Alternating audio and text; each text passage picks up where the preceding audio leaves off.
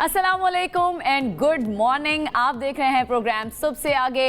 नाज़रीन, वीकेंड जो है वो करीब आ रहा है, इस हवाले से भी हम आज के प्रोग्राम में बात करेंगे। मेरा नाम अनम अहमद है। मेरा नाम आयशा यूसुफ है। अनम बड़ी इंथुजियास्टिक लग रही हैं आप। खैर वीकेंड की वजह से तो नहीं है? नहीं, क्योंकि एक तो खुशखबरी भी हमने शुरू में देनी है लोगों को। गर्मी के सताए हुए लोग हैं, तो मौसम जो है ना वो बदलने जा रहा है। मुझे ज्यादा खुशी इस बात की, वीकेंड की भी है। मुझे आपका इंथुजियाज्म देख के ना वो जॉन का शेर है ना कि मिल रही हो बड़े तपाक के साथ, मुझको यकसर भुला चुकी हो गया। क्योंकि आप बड़े अरसे बाद किसी से मिलते हैं तो आप कहते हैं अनम कैसी हो, कहाँ पर वो वाली एक्साइटमेंट नजर आ रही है, उस तरह की एक्साइटमेंट नजर आई। लेकिन वीकेंड आपके लिए मुझे लग रहा है कि काफी अरसे के बाद इंतजार कर रही थी। हाँ, मेरे वीकेंड बोरिंग हो जाते हैं, लेकिन इस बार मेरे पास कुछ करने के लिए एक्टिविटी है, इसलिए शायद आपके पास है कोई एक्टिविटी? मेरे पास डेफिनेटली एक्टिविटी है। मैं कहीं ना कहीं, चाहे मैं घर में रहूं, कुछ ना कुछ मैं निकाल लेती हूँ, लेकिन पॉजिटिव एक्टिविटी होनी चाहिए। और इस मर्तबा तो अच्छी खबर भी आ रही है, और वो ये कि मौसम अच्छा होने वाला जनाब। गर्मी की सताए शहरी जो हैं उनको अब थोड़ा सा ज़रा सांस मिलेगा। मुल्क में आज से प्री मानसून बारिशों की पेशगोई कर दी गई है। इस्लामाबाद की बात करें, लाहौर की बात करें, पेशावर समेत कई इलाके ऐसे हैं जहाँ पर 23 जून तक बारिशें मुतवक्के हैं।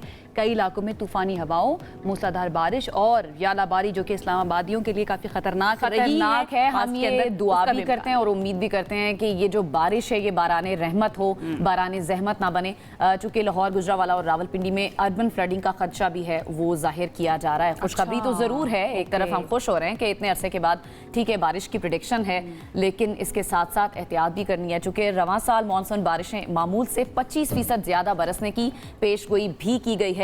डीजी पीडीएमए इरफान अली ने पंजाब भर के कमिश्नर्स और डिप्टी कमिश्नर्स को ये मुरासला भी जारी किया है कि लाहौर, गुजरावाला, सियालकोट, गुजरात और रावलपिंडी के जो शहरी हैं वो खबरदार रहें, क्योंकि 40 से 60% जो है वो ज्यादा बारिशें एक्सपेक्टेड हैं। आप खबरदार हैं? मैं खबरदार हूं, लेकिन ये खतरे की घंटी भी है। सबसे इंपॉर्टेंट ये है कि हमने खुद खबरदार रहना है। हमारा काम ये है कि हमने आपको खबर देनी है ताकि आप जो है वो एहतियात भी करें, स्पेशली अपनी गाड़ियों की भी। और जरूरत नहीं है तो घर से बाहर ना निकलें। हाँ, अगर मौसम अच्छा है और कोई पकोड़े खाने के लिए जाना चाहता है, लॉन्ग ड्राइव पर जाना चाहता है, स्पेशली अगर मैं इस्लामाबाद, रावलपिंडी की बात करूं, उनके लिए तो भाई मजे ही मजे हैं। मैं कहती हूँ कि बड़े खुशकिस्मत हैं वो लोग जो इस शहर में रहते हैं। इतना खूबसूरत शहर, और जब बारिश हो जाए जरा सी तो क्या ही रंग जो है ना वो हमें नजर आ रहे होते हैं। तो जनाब तैयारी पूरी, गाड़ी में लॉन्ग ड्राइव, तैयारी होती है, शाम का वक्त रिचुअल है आपका। बारिश हो तो मैं ये रिचुअल करती हूँ अपने घर के अंदर। पकोड़े बनते हैं? पकोड़े तो बनते हैं, पकोड़े बनते हैं। बना लेती हूँ आयशा, मुझे आता है। इतना शर्मिंदगी हो रही हो। अच्छा जी, खैर जी जनाब, बारिशों की तैयारी जो है ना वो तकरीबन पूरी हो चुकी है। बादल बरस सकते हैं, तो उसके मुताबिक आपने अपनी तैयारी कर लेनी है। जो सोशल मीडिया इस्तेमाल करते हैं उनको भी, अगर आप नया अकाउंट बनाने लगे हैं या फिर ऑलरेडी अपना अकाउंट बना रहे हैं, तो आपको बहुत ज़्यादा मोहतात रहने की ज़रूरत है। क्योंकि अगली खबर जो है हमारी इसी बारे में है कि फेसबुक, गूगल, एप्पल और टेलीग्राम ऐप्स इस्तेमाल करने वाले जो हैं उनके बारे में कहा जा रहा है कि दुनिया भर से 16 अरब सोशल मीडिया अकाउंट्स के पासवर्ड्स लीक हो चुके हैं। आपका ठीक है? फेसबुक, इंस्टाग्राम, मेरे ख्याल से चेक कर लिया आपने? ठीक है, टू फैक्टर ऑथेंटिकेशन आपने ऑन की हुई है? बिल्कुल की हुई है, और ये बहुत जरूरी है। और हमने अवेयर भी करना है अपने प्लेटफॉर्म से कि आप भी इस बारे में अवेयर रहें, क्योंकि हैकर्स ने पासवर्ड, ईमेल समेत मुकम्मल लॉगिन मालूमात लीक कर दी हैं। जी हाँ, सोशल मीडिया सार्फिन एहतियात करें, ये लीक हो चुकी हैं। अपनी जाती मालूमात किसी से आपने शेयर नहीं करनी। गैर मुताल्लिका लिंक खोलने से भी गुरेज करना है। वैसे अक्सर होता है कि हमें व्हाट्सएप पे या कहीं पे लिंक्स आ जाते हैं कि ये ओपन करें आप ये वीडियो, तो कहते हैं कि लिंक्स नहीं ओपन करने चाहिए। बिल्कुल नहीं करने चाहिए। लेकिन पता है होता ये है कि जो आपके पेरेंट्स होते हैं ना, पेरेंट की जनरेशन वाले लोग, उनको अक्सर समझ नहीं आ रही होती। तो मैं उनको तो खास तौर पे कहती हूँ कि अम्मी ये चीज़ आपने नहीं करनी है, ये खबर आपने नहीं माननी है। कुछ भी अगर व्हाट्सएप पे आ जाए ना तो वो सच नहीं होता। तो लिंक्स जितने भी आए, आपकी ईमेल पर आ रहे हैं, आपके व्हाट्सएप पर आ रहे हैं, आपके फेसबुक मैसेंजर, इंस्टाग्राम मैसेंजर या कहीं और आ रहे हैं, आपने बिल्कुल नहीं, बिल्कुल डिजिटल दुनिया से मुताल्लिक डिजिटल स्पेस जो है ना वो महफूज नहीं रहे। इसी से मुताल्लिक, इसी से जुड़ी एक और खबर भी है। सोशल मीडिया जो है वो बच्चों की जिंदगी का एक लाजमी हिस्सा बनता जा रहा है। बड़ों की जिंदगी का हिस्सा तो है ही, मगर डिजिटल दुनिया अब कई हुकूमतों के लिए भी तशवीश का बाइस बनने लगी है। जी हाँ, ऑस्ट्रेलिया की ये खबर है जहां पर एक ऐसा कदम उठाया जा रहा है, ये ऐलान किया है ऑस्ट्रेलियन हुकूमत ने, जिस पर दुनिया भर की नजरें जो हैं वो जम गई हैं। हुकूमत ने फैसला क्या किया है? फैसला ये किया है कि दिसंबर से 16 साल से कम उम्र नौजवान सोशल मीडिया इस्तेमाल नहीं कर सकेंगे। अच्छा, अब इस कानून का मकसद क्या है कि ऑनलाइन खतरात, जहनी दबाव और गलत मवाद से बच्चों को महफूज रखा जा सके। मेरे ख्याल से ये पॉजिटिव चीज है। ये तो मुख्तलिफ ममालिक में और ऑस्ट्रेलिया में जो 16 साल तक के बच्चे हैं ना उनके लिए पॉजिटिव नहीं होगी। उनकी जिंदगियों के अंदर टिकटॉक होता है, इंस्टाग्राम होता है, और उसके बगैर उनकी जिंदगियां जो है अधूरी होती हैं। बहुत सारे बच्चों को उनसे दूर रखा बच्चे ऐसे भी हैं जो जिन्होंने अपना करियर स्टार्ट कर लिया। बहरहाल ये ऑस्ट्रेलिया पहला मुल्क नहीं है जिसकी जानिब से ये कदम उठाया जाएगा। इससे पहले भी कई ममालिक ऐसे हैं जो अपने जो नौजवान नस्ल हैं उनके लिए इस तरह के इकदाम उठाते रहे हैं। और मैं ये एक पैगाम भी है, सिर्फ एक कानून नहीं है, एक पैगाम भी है कि बच्चों की जो परवरिश है, तरबियत है, या फिर उनकी डिजिटल स्पेस के अंदर, ऑनलाइन स्पेस के अंदर जो उनकी सिक्योरिटी है ना, वो सिर्फ वालिदैन की रिस्पॉन्सिबिलिटी नहीं, रियासत की जिम्मेदारी। और रियासत अपना, ऑस्ट्रेलियावी रियासत तो कम अज़ कम अपना रोल प्ले कर रही है। मेरे ख्याल से और भी रियासतों को और भी ममालिक को इससे सीखना चाहिए। इस्लामाबाद पुलिस जो है वो भी एक रोल प्ले करने लगी है ख़वातीन की सिक्योरिटी से मुतालिक। वो बता देते हैं, वो ये है कि शहरियों के लिए एक अहम इकदाम करते हुए ऑनलाइन टैक्सी वेरिफिकेशन ऐप का इजरा कर दिया गया है। शहरी जो हैं इस्लामाबाद पुलिस की ऑफिशियल वेबसाइट पर जाकर टैक्सी वेरिफिकेशन ऐप इंस्टॉल कर लें और ऐप से जो राइड बुक करवाने वाली टैक्सी है उसके ऊपर एक QR कोड चिपका होगा। उसको अगर आप स्कैन करेंगे तो इस बात को यकीनी बनाया जा सकेगा कि ये जो गाड़ी है, ये जो ड्राइवर है, ये दोनों इस्लामाबाद पुलिस की ऐप में रजिस्टर्ड हैं या फिर ये आपके और मेरे लिए, और खास तौर पर ऐसी ख़वातीन के लिए, क्योंकि देखिए लड़कों के पास, मर्दों के पास ज़्यादातर अपनी कोई राइड होती है, कोई गाड़ी होती है, लेकिन ख़वातीन ज़्यादा इस्तेमाल करती हैं। उनकी सिक्योरिटी जो है ना वो बड़ी ज़रूरी है। मेरे ख्याल से इसके बाद ख़वातीन ज़्यादा इंसिडेंट्स हमने देखे भी है पास के अंदर, जहाँ पर प्रॉब्लम और ना कुछ खबरें ऐसी थी कि सिक्योरिटी को निशाना बनाया गया। बहरहाल जी एक अच्छी खबर है इस्लामाबाद के तमाम रहने वालों के लिए, स्पेशली ख़वातीन के लिए। अच्छा जी, कुछ खबर मिडिल ईस्ट के लिए या दुनिया के लिए हम कह सकते हैं अच्छी नहीं है। वो ये कि ईरान और इजराइल का मामला जो है उसमें अभी तक ऐसी तरफ नहीं हुई है जो कि पॉजिटिव हो। ईरान जो है ना उसने एक मरतबा फिर से वार किया है और इसराइल पसपा हो रहा है। ये तो डेफिनेटली एक अच्छी खबर है क्योंकि इसराइल जो है यहाँ पर अग्रेसर है। ईरान ने इसराइल पर फिर से मिसाइल दाग दी हैं। अगर हम बात करें कि बहुत सी इमारतें ऐसी हैं जहाँ पर धुएं के बादल उठते हुए देखे गए हैं। तल अवीव की बात कर लें, यरूशलेम की बात कर लें, यहाँ पर धमाके हुए हैं।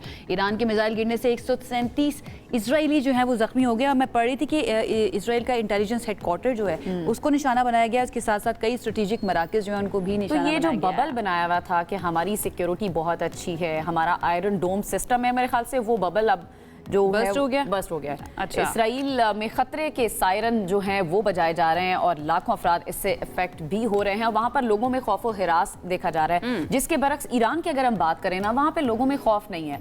अभी मैं कहीं देख रही थी, जो लोग पाकिस्तानी जो ईरान से वापस आए हैं, कुछ स्टूडेंट्स जो वापस आए हैं, वो भी ये बात कर रहे हैं कि हमने वहाँ के लोगों में खौफ नहीं देखा इस सारी। अच्छा, ये हम वहाँ फर्स्ट हैंड इन्फॉर्मेशन जो है ना ईरान से हम लेंगे, लेकिन उससे पहले अमेरिका के किरदार के बारे में भी थोड़ी सी बात कर लेते हैं कि अमेरिका ईरान इसराइल जंग का हिस्सा बनेगा या नहीं।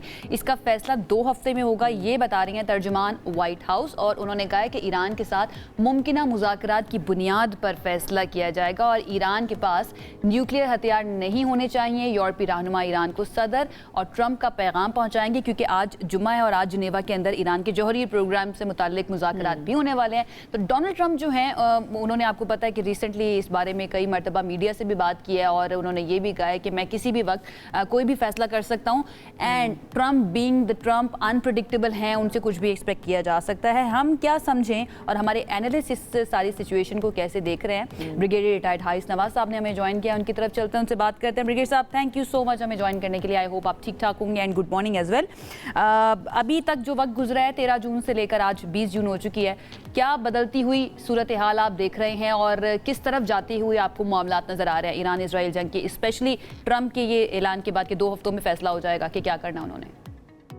देखें, एक बात तो क्लियर है कि उन्होंने काफी, इजराइल ने कोशिश की है कि अमेरिका को लड़ाई में ड्रैग किया जाए और वो मिन्नतें करे क्योंकि अभी Israel is a loser, let me tell you, because Iran, देखें, इजराइल छोटा मुल्क है और जो ईरान है वो बहुत बड़ा मुल्क है। They can sustain certain losses and casualties, but Israelis they are very sensitive to casualties. और आपने देखा कि वो किस तरह भागते फिर रहे हैं अपनी जान बचाने के लिए। और जहाँ तक सारी लाइनें लगी हुई एयरपोर्ट्स के ऊपर भागने के लिए और वो रो रहे हैं, पीट रहे हैं। और मेरे ख्याल में तो जिस दिन लड़ाई खत्म होगी नेतन्याहू का इक़्तिदार भी खत्म हो जाएगा। लेकिन ये तो जो ब्रिगेडियर साहब फिर रिजीम चेंज है, ये उल्टी पड़ जाएगी, इसराइल का रिजीम चेंज होने जा रहा है। बिल्कुल बिल्कुल। और फील्ड मार्शल आसिफ मलिक की जब प्रेसिडेंट ट्रंप से बात हुई है तो आई एम श्योर कि उन्होंने वहाँ पर ईरान के बारे में उनको बहुत अपडेट्स किए हैं कि ईरान की कौम कैसी है, रेजिलियंस है, नेशनलिस्ट है, मुहब्बे वतन है, फाइटिंग है, they don't give up, they don't surrender. और मुसलमान, यही तो फर्क है। पाकिस्तान की लड़ाई हुई, इंडिया से पूरी कौम इकट्ठी हो गई। यही ईरान के जो उनके डिफरेंसेस थे वो भी खत्म हो गए और जो उनकी कोशिश थी कि किसी तरीके से ईरान की रिजीम चेंज कर लें और वहां जाके अपनी मर्जी की हुकूमत बना लें, वो मेरे ख्याल में अब उनको नजर नहीं आ रहा। अब और नजर उसके नहीं आ बाद रहा। अगर ब्रिगेडियर साहब, ये जो 2 हफ्तों का ट्रंप ने टाइम लेने की बात की है कि 2 हफ्तों के बाद फैसला करेंगे, आपको क्या लगता है कि वो चाह रहे हैं कि ये मुज़ाकरात की तरफ मामला चले जाएं? ये 2 हफ्ते का टाइम लेने का मतलब ये है, या वो ये चाह रहे हैं कि ये जंग प्रोलॉन्ग करती जाए? नहीं, मेरे ख्याल में दे रियलाइज कि ईरान के पास जौहरी हथियार नहीं है, number 1। Number 2, atomic energy commission के डायरेक्टर ने टीवी पे आके एक बड़े क्लियर कह दिया है कि हमारी रिपोर्ट के मुताबिक ईरान के पास कोई एटमी हथियार नहीं है, ना वो बना रहा है। और ये इसकी वजह से अब उनको ईरान, इसके बाद रशिया का और चाइना का बहुत सख्त प्रेशर है कि आपने अमेरिकन को कहिए आपने मेरा अगला सवाल उसी के बारे में था कि चाइना और रशिया इन दोनों सुदूर की आपस में टेलीफोनिक गुफ्तगू भी हुई है और दोनों ने बड़ा क्लियर स्टांस दिया कि अगर अमेरिका इन्वॉल्व होता है तो उसके बड़े संगीन नताइज होंगे। तो आपको लगता है कि ये प्रेशर भी रोके रखेगा अमेरिका को? रोके रखा हुआ है। और सेकंड, उसके बाद अमेरिका ने ये भी रियलाइज करा लिया है कि जब उसके बाद वेपन्स ऑफ मैथ सेक्शन नहीं है, और जैसे ये इराक में गए थे, बहाना बनाया कि वेपन मैथ सेक्शन ने पूरा इराक तबाह कर दिया और कुछ नहीं निकला। दे वांट टू सी कि दुनिया भी इस वक्त बड़ी सख्त मुखालिफ हो रही है। और आज जनेवा में मीटिंग हो रही है फॉरेन मिनिस्टर्स की, जिसमें जर्मनी, इंग्लैंड और फ्रांस के हैं, और फिर ईरान के फॉरेन मिनिस्टर जा रहे हैं। कल ओआईसी की मीटिंग हो रही है। तो मेरे ख्याल में कहीं ना कहीं फिर दुनिया बात कर डीएस्केलेशन, और चाइना और रशिया तो they are very firm on this के America should not allowed. The only thing Iran भी ट्रंप को कह रहे हैं अपना दिमाग ठंडा रखें, बात की है रखें। और फिर उसके बाद सेकंड ये कि ईरान को एक बात का ख्याल रखना है कि किसी हालत में भी गलती से भी अमेरिकन जो एसेट्स हैं, 19 एसेट्स हैं मिडिल ईस्ट के अंदर, वहां पे कोई अटैक करने की जरूरत नहीं है। बिकॉज यही वो इजराइल चाहता है कि किसी तरीके से कोई बहाना बने और वो अमेरिका के साथ ड्रैग करे और अपने आप को प्रोटेक्ट करे। बिकॉज इजराइल को बड़ी सख्त मार पड़ रही है, उसको इतनी सलाह नारे लग रहे हैं, मुजाहरे हो रहे हैं, जो उनका नुकसान हो रहा है। साहब, ये नैरेटिव की भी जंग होती है। ये हमने इंडिया पाकिस्तान कॉन्फ्लिक्ट के अंदर भी देखा और यहाँ पर भी हम इस वक्त सिचुएशन देख रहे हैं। आपके सामने होगा कि ये भी एक बात बनाने की कोशिश की गई इजराइल की जानिब से, इजरायली मीडिया की जानिब से, कि वहाँ पर एक हॉस्पिटल को अटैक किया गया। हालांकि अगर हम फ़लस्तीन की सिचुएशन देखें, मोर देन 500 हॉस्पिटल्स को तबाह बर्बाद कर दिया गया है वहाँ पर। इसको आप किस तरह से देख रहे हैं? ये भी आपको ईरान जीतता हुआ नजर आ रहा है, या यहाँ पर ईरान को मजीद काम करने की जरूरत है अपने नैरेटिव को बेहतर करने के लिए, सो दैट दुनिया बेहतर अंडरस्टैंड करे कि सिचुएशन क्या है? देखिए, अग्रेसर दुनिया ने मान लिया, पूरे आपने मिडिल ईस्ट ने, तमाम ने ये कहा कि इजराइल इज एन अग्रेसर। इस्लाम ने कहा, रशिया ने कहा, चाइना ने कहा, सब ने कह दिया। और सेकंड ये कि इजराइल को तो शर्म आनी चाहिए बात करते हुए कि जो तुमने जुल्म बर्बरियत गजा में की है, बच्चों को भूख से मार रहे हो, जेनोसाइड कर रहे हो, और हॉस्पिटल खत्म कर दिए, स्कूल तबाह कर दिए, जो बेचारे खुराक लेने के खड़े होते हैं आप उनके बम बसाते हो। तो तुम यू नॉट, आप तो इंसानियत को शब्द की बात ही मत करें। You people are animals. ये नेतन्याहू जो है, he honestly take he is an animal. How can a human being can do all this thing? आपको रात को नींद कैसे आती है? बड़ा दहल जो बढ़ेंगे। और वो और कुछ भी ब्रिगेडियर साहब एक्सपेक्ट भी किया जा सकता है। इसका खदशा जाहिर किया ईरान के कुछ एनालिस्ट और मुबस्सरीन ने भी वो ये कह रहे हैं कि एक फॉल्स फ्लैग ऑपरेशन भी इजराइल कर सकता है, तो हमें इस चीज़ का भी बहुत ज़्यादा ख्याल रखना है। ये मैंने कई दफ़ा टीवी पे कहा कि ईरान ने, इजराइल ने खुद कोई एक मिसाइल मारना है ये अमेरिकन एसेट्स के ऊपर, और क्या ईरान ने मार दिया। तो ये चीजों को बहुत ही गहरी नजर से रखना चाहिए। But I think American would know उनको पर इसका जो प्रोटोकॉल देखें, इलेक्ट्रॉनिक सिग्नेचर होता है, उनसे पता चल रहा है कि इनिशिएट कहाँ से होगा और कहाँ जाके गिरा, तो ये पकड़े जाएंगे। उसमें भी इनको पता वही पैटर्न है ब्रिगेडियर साहब जो भारत करता रहा है पाकिस्तान के साथ। सिख पंजाब में अपने सिख को एक्सप्लॉइट करने के लिए पंजाब में मारता रहा। तो इसलिए बेसिकली, और सेकंड एक देखें, इस पाक भारत लड़ाई में पाकिस्तान ने ऑनेस्टली इतना इमेज बिल्ड हुआ है कि आप इस वक्त Pakistan has become a regional stabiliser in this region के अंदर। बिल्कुल सही है। रिस्पेक्ट की है इसकी। ब्रिगेडियर साहब, अब साथ साथ अपने नाज़रीन को ये भी बता रहे हैं कि फील्ड मार्शल सैयद आसिम मुनीर के दौरा अमेरिका के हवाले से फील्ड मार्शल की वाशिंगटन डीसी में मारूफ अमरीकी थिंक टैंक्स, तजियाकारों, पॉलिसी माहिरीन और बैनुल-अक़वामी मीडिया के नुमाइंदों से मुलाकात भी हुई है। और फील्ड मार्शल ने खित्ते में अमन-ओ-इस्तेहकाम के लिए पाकिस्तान के गैर मुतज़लज़ल अज़्म को उजागर किया है। फील्ड मार्शल ने मार्का हक और ऑपरेशन बुनियान मरसूख की तफसीलात और तज्जिए पर रोशनी भी डाली है। तो इसमें फील्ड मार्शल आसिम मुनीर के किरदार को और उनके अमेरिका विजिट को और डोनाल्ड ट्रंप से मुलाकात को आप किस तरह से देख रहे हैं? I think this has been an unprecedented historical है defining moment है पाकिस्तान के लिए कि first time in the history Pakistan के आर्मी चीफ को प्रेसिडेंट ऑफ यूएस से इनवाइट करता है और फिर उसके बाद अपनी कैबिनेट रूम में कैबिनेट से मिलवाता है और उसके बाद कहता है कि it's an honour for me कि वो मेरे पास यहाँ पर आए हुए हैं। और उसके बाद वो कहते हैं कि इनको बहुत ज़्यादा ईरान के बारे में पता है और मैं उससे बड़ा फ़ायदा उठा रहा हूँ। और उसके बाद आपने देखा कि अमेरिकन प्रेसिडेंट की बॉडी लैंग्वेज चेंज हो गई है जब से उसको ब्रीफ किया है पाकिस्तान के फील्ड मार्शल ने, वो बड़ा फर्क पड़ा है। और वो अभी और बहुत स्पेकुलेशन भी की जा रही थी ना ब्रिगेडियर साहब कि पता नहीं इस मुलाकात के अंदर क्या बातचीत होगी, क्या कोई प्रेशर डालने की कोशिश करेंगे ईरान इसराइल के बारे में इसके ऊपर। लेकिन तर्जुमान दफ्तर खारजा का जो स्टेटमेंट आया उसमें तो क्लियर है बिल्कुल कि भाई मुलाकात से पहले भी वही स्टांस था पाकिस्तान का ईरान के बारे में और मुलाकात के बाद भी वही है, क्लैरिटी है, इसके अंदर कोई प्रेशर किसी भी किस्म का नहीं आया। लेकिन आप ये देखें कि इंडिया में कैसे सांप सूंघा हुआ है, उनकी रात की नींदें उड़ी हुई हैं और उनका कितना फेक न्यूज़ उड़ाया जा रहा है कि पता नहीं वो अमेरिकन ने पाकिस्तान से एयर बेसिस मांगे हैं, एयर स्पेस मांग दिए है, अड्डे मांग दिए हैं और वो इंटेलिजेंस शेयरिंग मांग रहे हैं। हालांकि ऐसी कोई बात ही नहीं है। उन्होंने बात की है ट्रेड की कि जी we want to go for trade. उन्होंने उनके काउंटर टेररिज्म में और वहाँ पे जो लोग हैं वो गुस्से में भी नजर आ रहे हैं। आम लोग वो कह रहे हैं कि आपने तो हमें जो बयानिया दिया था कि पाकिस्तान सिफारती तौर पर कहीं पर भी नहीं है, इस जंग में भारत की जीत हुई है, ये क्या हो रहा है? फिर ये इस तरह के आवाम के स्टेटमेंट भी मैंने भारत में सुने। बिल्कुल, वो तो इंडिया को पता चल गया। इंडिया में तो इतनी सख्त ऑपोजिशन है। नरेंद्र मोदी अब देखेंगे 3 से 6 महीने में इसको लोग जाके ना गुजरात के रेलवे स्टेशन में बिठाएंगे खोखा लगा के जहाँ से आया था कि यहाँ तुम चाय बेचो, तुम्हारा यही काम होता था। इतना ही आइसोलेट हो गया, इसका मुंह काला हो गया और ये दुनिया में आइसोलेट हो गया। अमेरिकन ने रियलाइज कर लिया कि हमने इसके ऊपर बैड इन्वेस्टमेंट की है, ना इनकी गवर्नमेंट कॉम्पिटेंट है, ना इनकी फौज अनट्रेन्ड एंड प्रोफेशनल है और एक छोटे मुल्क ने मार इनका हशर कर दिया है, इनका मुंह काला कर दिया। तो इसीलिए Pakistan has emerged as a very important जो एक इस रीजन में जो वो बने स्टेबलाइजर बन गया ये रीजनल। तो ये एक बहुत बड़ा फर्क पड़ा है और अभी पाकिस्तान का वो दुनिया फर्क नजर से देखती है। बिल्कुल ऐसे, स्पेशली इंडिया पाकिस्तान कॉन्फ्लिक्ट के बाद पाकिस्तान जिस तरह से विक्टर बन के सामने आया। बहुत शुक्रिया ब्रिगेडियर रिटायर्ड हारिस नवाज साहब हमारे साथ मौजूद थे। अब ईरान के अंदर फर्स्ट हैंड वहाँ से क्या आ रही है, वहाँ पे हुकाम क्या सोच रहे हैं, हमारे साथ इस वक्त मौजूद हैं ईरान की सरकारी खबरसां एजेंसी इरना के ब्यूरो चीफ अफजल रजा साहब। उनकी तरफ चलते हैं, उनसे जानते हैं। अफजल साहब, थैंक यू सो मच हमें ज्वाइन करने के लिए। अमरीका की तरफ से ये जो बयान सामने आया है कि 2 हफ्ते में फैसला किया जाएगा कि अमरीका ईरान इसराइल जंग का हिस्सा बनता है या नहीं बनता, इस पर ईरानी हुकाम क्या सोच रहे हैं? ये कोई फर्स्ट टाइम नहीं है अमेरिका ईरानी कौम को जो अपने ही हक के लिए खड़ी रहती है हमेशा। फर्स्ट टाइम नहीं है कि अमेरिका इस तरह धमकी हमें इस बयान देते हैं।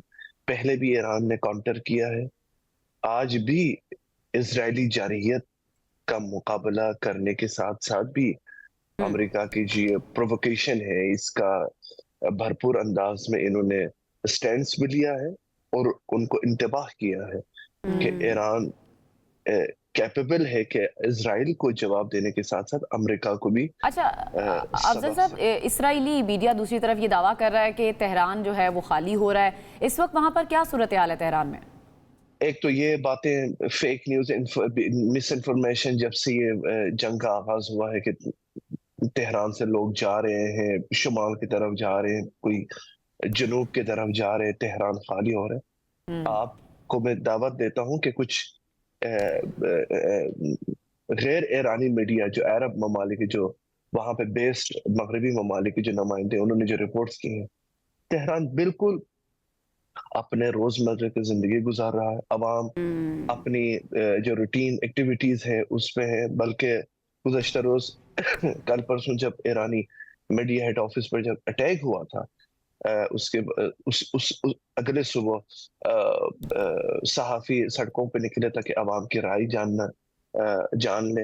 अवाम ने कहा कि अब तो कतई तौर पर हम तेहरान से निकलेंगे नहीं। जिस इदारा जो अशखास हमारे लिए एक इंफॉर्मेशन फराहम करने के लिए मदद करते उन पर भी इजराइल एक प्रोवोक अटैक कर रहा है, तो हम बिल्कुल साथ साथ हैं, न सिर्फ अपने मीडिया कम्युनिटी के साथ बल्कि वतन की दिफा के लिए आर्म फोर्सेस के साथ। अंडर एस्टिमेट भी तो कर रहे हैं ना कि ईरान की आवाम को, लेकिन वो जानते नहीं है कि बहुत हार्ड एंड कॉम है। खैर, चाइना और रशिया का जो स्टेटमेंट आया है, स्पेशली अगर मैं इंतबा की बात करूं कि इंतबा जो उन्होंने किया अमेरिका को कि इस जंग से भाई आप दूर रहें, और दूसरी तरफ सिक्योरिटी काउंसिल का इजलास भी होने जा रहा है, आपको लगता है कि चाइना रशिया ये दोनों इस कॉन्फ्लिक्ट के अंदर किरदार अदा कर सकते हैं? वैसे दोनों की जानिब से सालिसी की पेशकश भी हो चुकी है। देखिए, रशियन फेडरेशन और चाइना दोनों परमानेंट मेंबर है सिक्योरिटी काउंसिल, और एक असर रसूख रखने वाले ममालिक इंटरनेशनल एटॉमिक एनर्जी एजेंसी में। आप मुझे ये बताइएगा, जब एक इदारा जिसकी जिम्मेदारी है कि वो न्यूट्रल होके, इंडिपेंडेंट होके दुनिया की जो ममालिक की जो जौहरी एक्टिविटीज है उस पर तहकीकात करे, उसकी मुआयना कारी करे, वो कैसे एक इलेजिटिमेट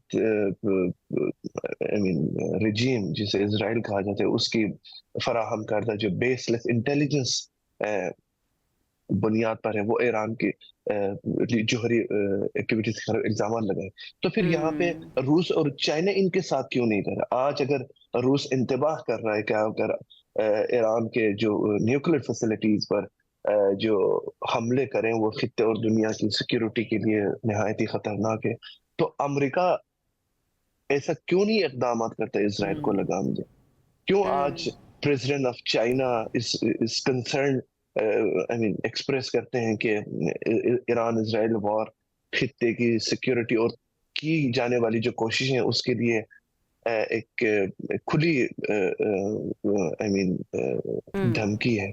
क्यों इन दोनों की बातें नहीं सुनी जाती? बिकॉज चाइना और रशिया ईरान के जो लेजिटिमेट राइट्स हैं कि पीसफुल न्यूक्लियर का होना, और ईरान की जो स्टैंड है कि हम कभी एटम बम की तरफ नहीं जाते, उसको रिकॉग्नाइज करते हैं। और एक जियोपॉलिटिकल राइवलिटीज भी है कि अमेरिका खित्ते में चीन के किरदार को पसंद नहीं करता, और डोनाल्ड ट्रंप सब तो इलेक्शन से पहले ये बड़े बड़े दावा करते हैं कि मेरे होते हुए यूक्रेन जंग नहीं होती, अब मैं आ रहा हूं तो यूक्रेन जंग का खात्मा करूं। आप देख रहे हैं कि ट्रंप साहब अभी भी बेबस नजर आ रहे हैं। तो मैं समझता हूँ चाइना और रशिया एक प्रिंसिपल उनके स्टैंड है ईरान के राइट से मुताल्लिक, और मगरबी ममालिक को भी चाहिए कि एक डबल स्टैंडर्ड का खात्मा करके। अच्छा, आप क्योंकि अफजल साहब ट्रंप की बात कर रहे थे तो उनका एक ट्वीट मेरी नज़र से गुजरा जिसमें उन्होंने लिखा हुआ था, जब वो प्रेसिडेंट नहीं थे, कि ओबामा अगला इलेक्शन जीतने के लिए ईरान के साथ वॉर शुरू कर सकते हैं। तो आयरनी अब ये जो है नज़र आ रही है कि एक इललिजिटिमेट रजीम जो है वो ईरान के अंदर रजीम चेंज की बातें कर रही हैं। लेट्स सी क्या होता है। बहुत शुक्रिया आपका, अफजल रजा साहब हमारे साथ मौजूद थे, ईरान की सिचुएशन और ईरान के अंदर ग्राउंड पर क्या हो रहा है उसके बारे में हमें बता रहे थे। अब एक ब्रेक की तरफ जाते हैं, ब्रेक से वापस आएंगे, मजीद बात करेंगे। ब्रेक के बाद आपको कहेंगे खुश आमदीद। कुछ बात कर लेते हैं थिएटर की। थिएटर के बारे में कहा जाता है कि दुनिया के अंदर जब भी कोई बड़े हादसात हुए, जब भी कोई ऐसे इनकलाबात की बात आई, तो इंसानियत को बचाने वाली आर्ट फॉर्म में से एक थिएटर भी था। हम रेनेसांस की बात कर लें तो सैमुअल बेकेट जो है उसका थिएटर प्ले बहुत ज़्यादा मशहूर भी है, और उसने किस तरह से इंसानियत के एसेंस को दोबारा से ज़िंदा किया और ये बताया कि इंसानियत कितनी ज़्यादा ज़रूरी है और इन जंगों के अंदर कुछ भी नहीं रखा हुआ।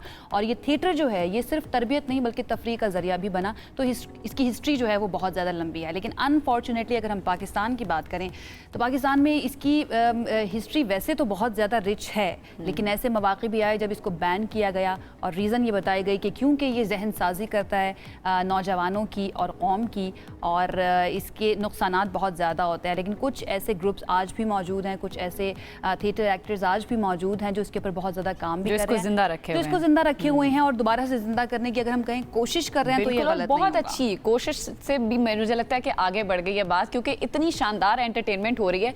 कराची और लाहौर में शानदार परफॉर्मेंस के बाद super hit stage play monkey business इस वक्त इस्लामाबाद में भी भरपूर पज़ीराई हासिल कर रहा है। इस स्टेज प्ले में मुख्तलिफ समाजी रवैयों को ज़बरदस्त तरीके से पेश किया जा रहा है। ज़बरदस्त इसमें मज़ा है, देखने वालों के लिए भरपूर एंटरटेनमेंट पैकेज अगर कहा जाए तो ये बिल्कुल गलत नहीं होगा। इस प्ले में मारूफ अदाकार यासिर हुसैन, युसरा इरफान, उमर आलम, बिलाल यूसुफजई, खिजर अंसारी उसामा बिन अतीक और अब्दुल्ला वहाब शामिल हैं, जिनकी परफॉर्मेंस को काफी पसंद किया जा रहा है। मैं खुद भी चूंकि देख के आई हूँ, मुझे तो मैंने बहुत एंजॉय किया। ये बिल्कुल ऐसी बात नहीं लगी थी अनम इतनी ज्यादा एंथुसियास्टिक इसलिए आप यहाँ इस सेगमेंट के अंदर, क्योंकि ये कल ही देख कर आई हैं। हाँ। जाना मैंने भी था, बट कुछ ऐसी सर्कमस्टांसेस बने जिनकी वजह से मैं जा नहीं सकी, तो मैंने सोचा कि आपको जाना मैं जा नहीं सकी, तो हमने जो उनकी कास्ट है ना, उनको यहाँ पर अपने स्टूडियो के अंदर बुला लिया है। उनको वेलकम करते हैं और मुबारकबाद भी देते हैं, क्योंकि जबरदस्त तरीके से इसकी नुमाइश जो है जारी है, बहुत ज्यादा पसंद भी इसको किया जा रहा है। Thank you so much Umar हमें ज्वाइन करने के लिए। Thank you so much. Thank you everyone. कैसे हैं आप? ठीक है, बिल्कुल ठीक ठाक। आप बताएं, आपने अभी कहा ना कि मैं खुद तो जा नहीं सकी, तो मैंने टीम को यहाँ बोला हम यहाँ परफॉर्म नहीं करेंगे। नहीं मैं परफॉर्म करवा भी नहीं रही। अच्छा, बाकी कास्ट जो है वो बाकी कास्ट भी हमारे साथ मौजूद है। Thank you so much. अस्सलाम वालेकुम, गुड मॉर्निंग। Good morning. जल्दी तो नहीं उठा दिया हमने? नहीं। उमर, आपसे ही शुरुआत कर लेते हैं। कहाँ से आगाज हुआ कि किसने सोचा? डेफिनेटली राइटर तो यासिर हैं, बट अगेन सब लोगों को इकट्ठा करना, एक टीम बनाना, ये एक बहुत बड़ा टास्क होता है। इसकी क्या स्टोरी है? बेसिकली हमारे प्रोड्यूसर्स हैं आसिया मजीद और सजील मीर। इन लोगों ने इनिशिएटिव लिया, उन्होंने यासिर भाई के पास गए कि यार हम एक थिएटर करना चाह रहे हैं दोबारा से, क्योंकि आपका इतना अरसा दराज हो गया, आपको बैकग्राउंड इनका है आपका, तो आप ये शुरू करें, हम आपके साथ हैं। फिर उन्होंने कहा चलें ठीक है। वहाँ पर आइडिया जनरेट हुआ, उन्होंने लिखना शुरू किया, फिर उसके बाद ऑडिशंस हुए, कैरेक्टर फाइनलाइज हुए, लोग फाइनलाइज हुए, फिर उसके बाद चल सफ़र चलता गया और लोग मिलते गए। मैं अकेला ही चला था, गया लोग मिलते गए, कारवां बनता गया। अच्छा, रोल क्या प्ले कर रहे हैं उमर? हाँ, चलें। मैं इसमें शहरी का कैरेक्टर है, नाम जो है शहरी का है, और ये एक बेसिकली एक किराएदार है जो यासिर भाई के घर में रहता है बेसिकली। ओके, और फिर डिफरेंट सिचुएशंस में वो उनके काम आता है और उनको मैं किस तरह वो बस जैसे ऐसी काम आता है सोच सकती हूँ और दिमाग में सिर्फ स्टोरी बना कैसे काम आ सकता है। युसरा, कैसा आपका एक्सपीरियंस रहा? I really love you dimples, माशाल्लाह, बहुत सही स्माइल है। थैंक यू सो मच, जज़ाकल्लाह। एक्सपीरियंस तो ऑब्वियसली थिएटर इज होम, तो every time I go on stage हर दफ़ा लगता है कि पहली दफ़ा ही जा रहे हैं। तो एक्सपीरियंस तो फिनोमिनल, और फिर स्पेशली जब हमें इस रिस्पॉन्स टीम के साथ काम करना कैसा एक्सपीरियंस था? टीम अब तो मतलब घर वाले ही बन गए हैं। पहले शुरू में ज़रा उस दिन खिजर कह रहा था कि कुछ कोई बात कर रहा था, तो सबने कहा अच्छा युसरा खड़ी हुई है, कहता 3 महीने हो गए हैं, अब मैं किसी चीज़ का लिहाज नहीं कर सकता। तो अब टीम तो it's all we all like a family. अब हमें यू नो जैसे tell us about your character. My character, I am playing Mrs Waseem, who is the protagonist's wife. Protagonist wife. Bilal, आपका कैरेक्टर बड़ा मजेदार था, मैंने बड़ा एंजॉय किया जहाँ आपका रोल आया। मुझे जरा अपने कैरेक्टर के बारे में हमारे नाज़रीन जो देखने वाले हैं उनको जरा बताएं। अच्छा, कहानी में कुछ इस तरह से होता है कि एक एक्टर है जिसको काम नहीं मिल रहा होता, और उसकी वजह से वो एक इदारे से जो है वो स्कीमें ले रहा है और कोशिश कर रहा है कि उसको 2 नहीं 3 बल्कि जो है ना स्कीम के पैसे मिलते रहें। तो इस दौरान जो है वो एक इन्वेस्टिगेशन ऑफिसर आता है। अब इन्वेस्टिगेशन ऑफिसर आता है तो शुरू में तो बड़ा चौड़े में आता है, और उसके बाद ऐसी सिचुएशंस बनती हैं, उमर आलम जो है शहरी, वो यासिर भाई की मदद करते हैं, इस तरह की सिचुएशन बनती है कि उसको मतलब पूरी तरह से बेवकूफ़ बना लेते हैं। आपने तो प्ले देखा है, तो I would not spoil it any more, but investigation officer है और वो इन्वेस्टिगेट करने आता है, और घर के अंदर एक केओस मचा हुआ है, डिफरेंट कैरेक्टर्स आ रहे हैं, गर्लफ्रेंड आ रही हैं, युसरा का कज़न आता है, मिसेस वसीम का कज़न आता है, कम्युनिटी वर्कर आता है, सुपर फैन आता है। और ये वाहिद घर है जिसमें कोई भी कभी भी आ जाता है। हाँ, और सबसे अच्छी बात यह है कि ये इस प्ले के अंदर जो कैरेक्टर स्टार्ट में आपको दिखता है, एंड में वो टोटली एक डिफरेंट कैरेक्टर होता है। हफ्सा, गर्लफ्रेंड का कैरेक्टर आपका, बताएं जरा अपना बड़े एक्सपीरियंस। कंट्रोवर्शियल कैरेक्टर आपने किया है हमारे, अगर अपनी सोसाइटी की बात करें तो ऐसा है। और अच्छा, मेरा किरदार ये है कि मैं होती हूँ शहरी की गर्लफ्रेंड, बाहर से आई हुई होती है, थोड़ी सी मतलब अरबी बात करती है, बीच में अपनी लैंग्वेज में आती है, उसको सब अजीब लग रहा होता है कि ये क्या है। ये थोड़ा सा बोल के दिखाएं ना अरबिक जो आपने प्ले या किया। अल्लाह, शायद जमाल। इसका क्या मतलब है? इसका ये मतलब है, oh my god what a painting, इतनी Oh my खूबसूरत painting, you know, giving you a spoiler. So yeah that's it about the girlfriend. I have never been to acting, this is my first time that I am acting. अच्छा। हाँ, तो वो भी एक theatre में, तो it's a good thing कि अपना करियर स्टार्ट करने का अच्छी चीज़ है। एक्सपीरियंस और कैसा रहा अभी तक? अच्छा रहा है, बहुत ज़्यादा अच्छा Enjoy रहा किया? है, बहुत हमसे भी अच्छा, पूछिएगा। अल्हम्दुलिल्लाह। अच्छा रहा है। यासिर भाई के साथ है तो of course is the director, तो वो बहुत अच्छे हैं और फैमिली जैसा लग रहा है। नहीं, आपने बहुत अच्छा काम किया शुरुआत में, आप इतना अब्दुल्ला। अच्छा काम करी, आप आगे जाएंगी। आपके किरदार के बारे में बताइए, आपका एक्सपीरियंस किस तरह का रहा है ये बताइए। मैंने थिएटर ही पढ़ा है बेसिकली, और मेरा ये प्रोफेशनली पहला थिएटर प्ले है यासिर भाई के साथ भी, और वैसे भी डेब्यू है। और मैं इसमें मिसेस वसीम के कज़न का कैरेक्टर प्ले कर रहा हूँ। इससे ज़्यादा हम कुछ बता नहीं सकेंगे।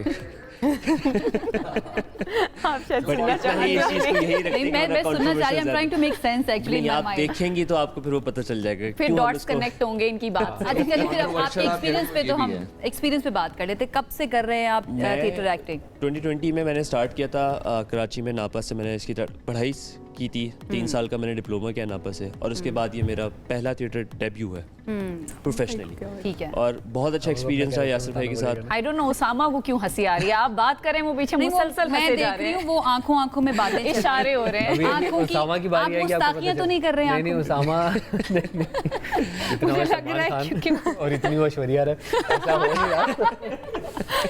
अच्छा वैसे ऐश्वर्या राय का भी जिक्र था इसमें। हाँ। जी जी बिल्कुल। अच्छा अच्छा, उसका क्या जिक्र था वो भी बता दे। देख आइयो ना तो हम मैं छोटे-छोटे तुम्हें चुटकुले देने तुम जरूर जाओ। आई थिंक हमें वो नहीं बताना चाहिए, उससे तो आपने देखना ही पड़ेगा, और ऑडियंस को भी हमें नहीं बताना चाहिए, ताकि उनके अंदर क्यूरियोसिटी आए थोड़ी सी कि ऐसा क्या हो रहा है कि इतने मतलब इंडिया के एक्टर्स का भी नाम आ रहा है। ऐसा क्या कर रहे हैं? क्या हो गया? ऐसा भी क्या हो गया इसमें? ऐसा भी क्या कर रहे हैं? ठीक ये है। क्या- बहुत- एक्सपीरियंस अभी तक बहुत अच्छा रहा, एंजॉय किया। इस्लामाबाद ने बड़ा प्यार दिया, कराची और लाहौर ने तो दिया ही दिया था। आप सब लोग वैसे कराची से हैं? जी अच्छा आप आप लाहौर से? हाँ, मेरी बहन है, मैं भी लाहौर से हूँ। अच्छा कोई इस्लामाबाद की नहीं, उसामा की तरफ से। उसामा सबसे पहले तो ये बताएं आपको इतनी हंसी क्यों आ रही थी अभी जब बात और अब्दुल्ला बात कर रहे थे? नहीं, अब्दुल्ला की बात वैसी नहीं आ रही थी। मैं ये सोच रहा था कि सब किरदार के बारे में बता रहे थे, तो मैंने बताना आपको ये कि जो मैंने किया वो मैं हूँ नहीं। क्या किया ये? वो मजबूरन, क्योंकि मैंने आगाज़ जो किया था करियर का वो किया था सहाफ़त से। अच्छा। तो सहाफ़त का जब डाउन साइजिंग शुरू हुई और हालात बुरे हुए, कशीदा हुए, तो मुझे वो काम छोड़ना पड़ा और प्रोफेशन स्विच किया। तो ये तो पेटी भाई निकल आए हैं। नहीं, थिएटर ने आपको बचा लिया यानी। थिएटर ने मुझे बचाया। मुझे ऐसा लगता था कि मैं यूनिवर्सिटी में स्टेज पे परफॉर्मेंस करता था, उसमें वो न्यूज़ का एलिमेंट भी था, कमेंट्री का भी था, थोड़ी बहुत एक्टिंग का भी था। एक सेकंड, अब आप हमें करके दिखाएंगे थोड़ा सा जरा ना, एक live beeper. Anam please anchor बन जाए मैं तो चाह रही हूँ सवाल करेंगे जरा उसामा से। ओके जी, बड़ा जबरदस्त किस्म का थिएटर प्ले आया है मंकी बिजनेस। इस हवाले से बात करने के हमारे नुमाइंदे ने हमें ज्वाइन किया है, उनसे बात कर लेते हैं। उसामा ने हमें ज्वाइन किया। उसामा बताइए इस प्ले में खास बात क्या है, आपका रोल क्या है और क्या बताता है इस बारे में?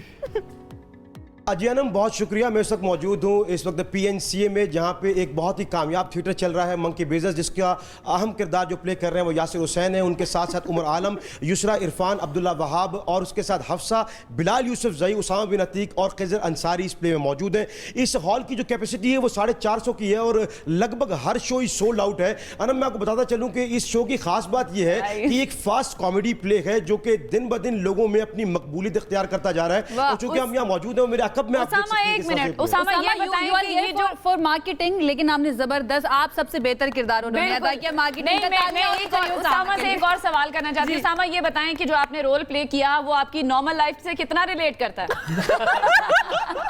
जी, बहुत अहम सवाल है आपका कि मुझे ऐसा लगता है कि ये मेरी नॉर्मल लाइफ से रिलेट नहीं करता, लेकिन हर बंदे की नॉर्मल लाइफ से कहीं ना कहीं रिलेट करता है, क्योंकि वो उसने कहीं ना कहीं ये बंदा देखा है। देखिए, इसमें अहम बात क्या है कि ये कम्युनिटी वर्कर का किरदार है।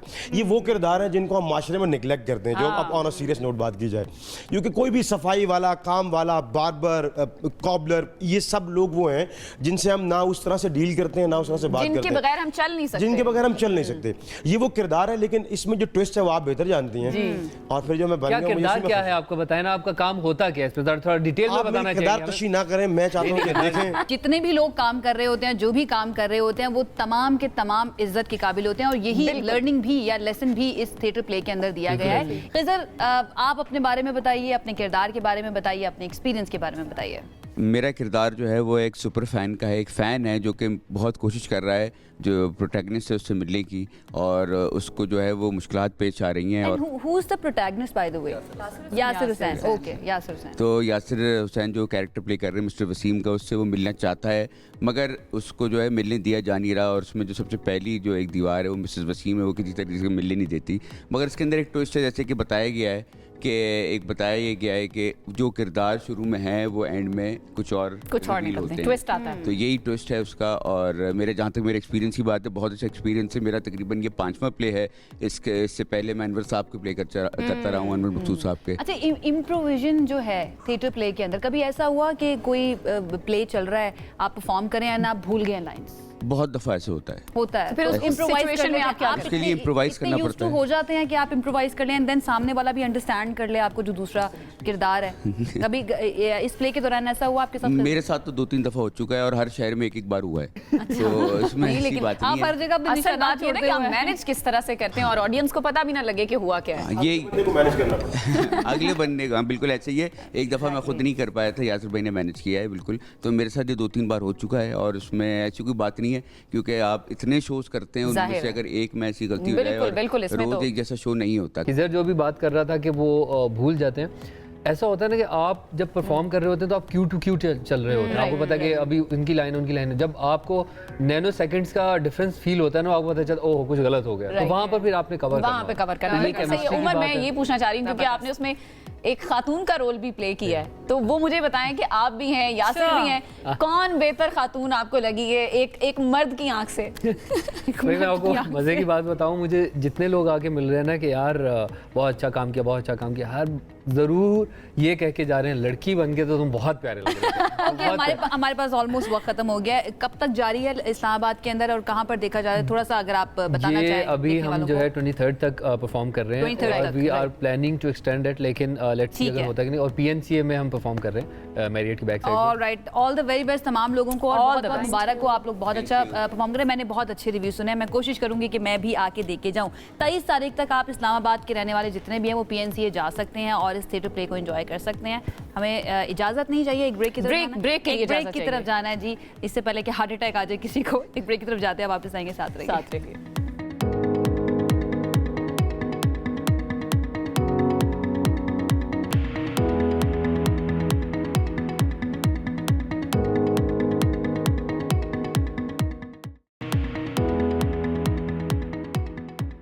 सबसे आगे में एक मरतबा फिर से आपको खुशामदीद कहेंगे। वर्ल्ड इज चेंजिंग और ये तब्दीली इतनी तेज़ है कि समटाइम्स इससे कीप अप करना जो है ना वो बहुत ज़्यादा मुश्किल हो जाता है।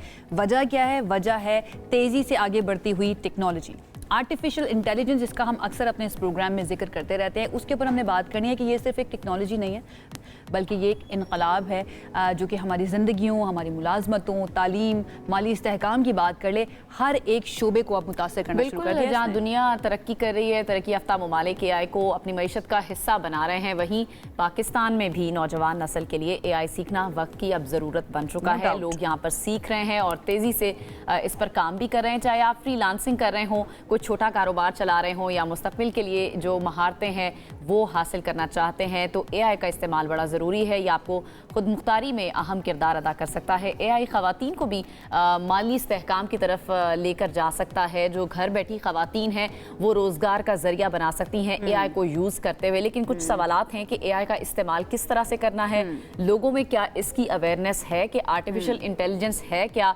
और इसको सीखना कितना ज़रूरी है। इन सारे सवालात का जवाब लेने की कोशिश करेंगे। AI एक्सपर्ट वकास हसन साहब ने हमें ज्वाइन किया है। अस्सलाम वालेकुम वकास, गुड मॉर्निंग, कैसे हैं आप? Good morning I'm Aisha. Thank you for having me here. Glad to have you Waqas. सबसे पहले तो ये बताइएगा कि AI सब समझते हैं, सबकी ज़िंदगियों का हिस्सा बनता जा रहा है, हम भी इस्तेमाल करते हैं, आप भी इस्तेमाल करते होंगे, आम देखने वाले भी इस्तेमाल करते हैं। ये हेल्प किस तरह से करता है किसी भी एंटरप्रेन्योर को, स्पेशली किसी भी खातून को जो घर बैठकर अपना बिजनेस करना चाहती है, ई-कॉमर्स के ऊपर काम करना चाहती है, and how you guys are helping them? बिल्कुल, तो इस चीज़ को समझने के लिए ना एक प्लेटफॉर्म शिफ्ट को समझते हैं। जैसे आपने इनकलाब का वर्ड यूज़ किया कि दुनिया की तारीख में ना पिछले 200 सालों से हर 15 से 18 साल के अंदर जो हमारा काम करने का एक तरीका होता है उसमें एक प्लेटफॉर्म शिफ्ट आती है। इसको इनकलाब भी कह सकते हैं, ट्रांसफॉर्मेटिव वेव भी कह सकते हैं। अगर आप लेट 90s में देखें, क्योंकि मेरी उम्र के लोग ज़्यादातर 90s में थोड़ा बहुत थे पाकिस्तान के अंदर, और वो हफीज़ सेंटर और ये कंप्यूटर्स वगैरह, माइक्रोसॉफ्ट विंडोज़ वगैरह देख रहे थे, तो वो बहुत बड़ा इनकलाब था 95 से 99 तक। उससे पहले हम लोग Microsoft Excel, PowerPoint, Word वगैरह यूज़ नहीं करते थे, फिर पूरी दुनिया उस पर शिफ्ट हो गई। फिर आप लोगों में से बहुत ज़्यादा ने देखा होगा कि 2008 से 12 के अंदर 15 साल बाद ये इनकलाब दोबारा आया, जिसमें पूरी दुनिया कंप्यूटर से मोबाइल पे शिफ्ट हुई, जिसके बाद सोशल मीडिया शुरू हुआ, सारी एप्स, एंड्रॉयड, iOS, इसलिए अब हर एक की जेब में कंप्यूटर है और सारा काम दुनिया में मोबाइल फर्स्ट होता है। इसी तरह 15 से 18 साल के बाद, क्योंकि ये हर दफ़ा ये क्यों आती है वेव, क्योंकि एक नई जनरेशन आती है जो पिछली जनरेशन यूज़ करके अगली टेक्नोलॉजी बनाती है। तो ये 2023 में शुरू है ये वाली रेवोल्यूशन, जो 2027-28 तक आप देखेंगे कि हर ऑफिस में, हर घर में जो भी लोग काम कर रहे हैं वो AI यूज़ करके कर रहे हैं रादर देन पिछली टेक्नोलॉजी या पिछले प्लेटफॉर्म के ऊपर करते हैं। और इसका डेटा हम अगर पाकिस्तान में इस वक्त टूल्स देखें हैं तो जो हर नौजवान को आने चाहिए, अगर आप 2 से 3 बता सकें जो हर नौजवान को आने आज के दौर में ज़रूरी हैं। आपको मैं एक बात बताऊं, सिर्फ एक टूल है और वो टूल ना कम्युनिकेशन स्किल है ना वो कोडिंग या टेक्निकल स्किल है, वो स्किल है थिंकिंग स्किल। और ये समझना बड़ा ज़रूरी है कि टूल्स में आ जाते हैं चैट GPT, जेमिनाई या ग्रॉक, लेकिन ये सारे मॉडल्स हैं अलग अलग कंपनी के, जैसे एंड्रॉयड होता है या iOS होता है, लेकिन इनको यूज़ करने के लिए सिर्फ एक स्किल चाहिए होता है। उस स्किल को कहते हैं थिंकिंग स्किल, कि आपको क्या चाहिए और कैसे चाहिए। और जैसे से आप AI को बताते जाते हैं, जैसे कि मुझे एक लोगो चाहिए जिसका ब्लू कलर हो, जिसमें बड़ा बड़ा ये लिखा हो, जिसके पीछे थोड़ी एनर्जी हो, जो यूथ को अपील करे, जैसे जैसे आप उसको जितना बताते जाएंगे वो उतना ज्यादा जबरदस्त किस्म का लोगो आपके लिए बनाता जाएगा। इट्स वेरी इंटरेस्टिंग लोगो बनाने के लिए फ्रीलांसिंग, ये बहुत ही दिलचस्प बात है, क्योंकि AI जो है वो खास तौर पर सबसे पहले जो हिट करता है आपकी सोचने की सलाहियत को करता है। और मैं कहीं पर पढ़ रही थी, सोचने की जरूरत नहीं है, कहीं पर पढ़ रही थी कि ये कह रहे थे कि हम अब वक्त ऐसा आ गया कि हमने अपना सोचना जो है ना, अपनी सोचने की सलाहियत को भी आउटसोर्स कर दिया। बट अगेन AI को भी अगर आपने इस्तेमाल करना है तो आप कह रहे हैं उससे पहले आपका सोचना, आपकी थिंकिंग या प्रॉम्प्ट आप उसको जो दे रहे हैं, इट इज वेरी इंपॉर्टेंट। बिल्कुल। और इसका बाद फायदा क्या है सबसे ज्यादा, कि इसने एक इक्वलाइजेशन क्रिएट कर दिया है कि अब डिग्री मैटर नहीं करती, एक्सपीरियंस मैटर नहीं करता। हम लोग अपने प्रोग्राम्स में देखते हैं कई दफ़ा 16 से 18 साल के बच्चे की थिंकिंग स्किल्स 40-50 ईयर ओल्ड वाले से ज़्यादा शार्प होते हैं। और कई दफ़ा एक रिटायर्ड जैसे स्टूडेंट है अगर हमारे, तो वो उन्होंने अपनी पूरी ज़िंदगी गुजार ली है ना, इज़ लाइक मैं क्या बिजनेस कर सकता हूँ। And then when he starts working with AI he realises, या वुमेन एट होम जिन्होंने अभी प्रोफेशन भी नहीं किया था और वो सिर्फ घर के काम करती थी, वो रियलाइज़ करती हैं वाह उनके पास तो थिंकिंग स्किल्स बहुत अच्छे हैं। AI को यूज़ करके विद इन 2 महीने 3 महीने के अंदर अपना जीरो से बिजनेस खड़ा कर लेते हैं। किस तरह से इसका इस्तेमाल प्रोफेशनली किया जा सकता है? आप खवातीन की बात कर रहे हैं, इसके अलावा जो छोटे कारोबार हैं उनमें इसका इस्तेमाल किस तरह से हो सकता है? बिल्कुल। तो ये मेरे पास बहुत ज़्यादा डेटा बैक्ड आंसर है इस चीज़ का, क्योंकि इस वक्त मैं 34 कंट्री घूम चुका हूँ और तकरीबन मैं 50,000 से ज़्यादा लोगों को ट्रेनिंग दे चुका हूँ। तो डेटा बैक्ड आंसर इसका ये कहता है कि इस वक्त एक बिजनेस शुरू करना माइक्रो लेवल पे यानी इंडिविजुअल लेवल पे खवातीन के लिए भी सबसे ज़्यादा आसान हो चुका है। वो कैसे कि AI के यूज़ करके हम पहले उससे पूछ सकते हैं कि जैसे पाकिस्तान है, इसमें क्या क्या नए ट्रेंड्स हैं, क्या क्या अपॉर्चुनिटीज़ हैं। AI हमारे साथ एज अ थिंकिंग प्रोसेस काम करता है। फिर हम AI यूज़ करके कहते हैं कि हमारे लिए ब्रांडिंग या डिज़ाइन कर दो इस चीज़ का, तो वो हमें लोगो या ब्रांडिंग की सजेशंस दे देता है। कोई फ्रीलांस हायर करने की ज़रूरत नहीं है, कोई फोटोशॉप्स वगैरह सीखने की ज़रूरत नहीं है, वो आपको लोगो बना के आपकी पैकेजिंग बना के दे देता है। उसके बाद जो कि एक बहुत ज़बरदस्त बात है कि पाकिस्तान के अंदर इतनी बड़ा कल्चर आ गया हुआ है जिसको इंपोर्ट सब्स्टिट्यूशन कहते हैं, कि घर पाकिस्तानी मेड प्रोडक्ट ज़्यादा प्रेफर करते हैं रादर देन इंटरनेशनल प्रोडक्ट्स, जिसकी वजह से जो हमारी खवातीन है, जो हमारे इतने ज़्यादा स्टूडेंट्स भी हैं, जो चाहे वो ब्राउनीज़ या केक्स का बिजनेस कर रहे हैं या स्कार्फ्स या बैग्स का बिजनेस कर रहे हैं, Pakistanis are choosing their brands over the international brands. तो ये भी AI के थ्रू आप अपना मैन्युफैक्चर सोर्स करें, कॉन्ट्रैक्ट लिख सकते हैं।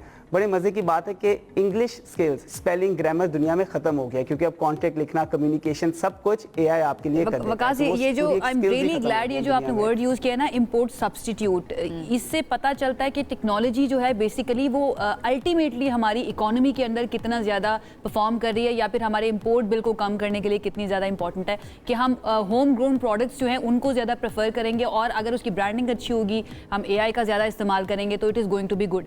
ठीक है, आप लोगों का क्या किरदार होता है, किस तरह से स्किल करते हैं लोगों को, और उसके बाद अभी तक आपके पास क्या डेटा है, कितने लोग जो हैं वो अपना कारोबार कर रहे हैं?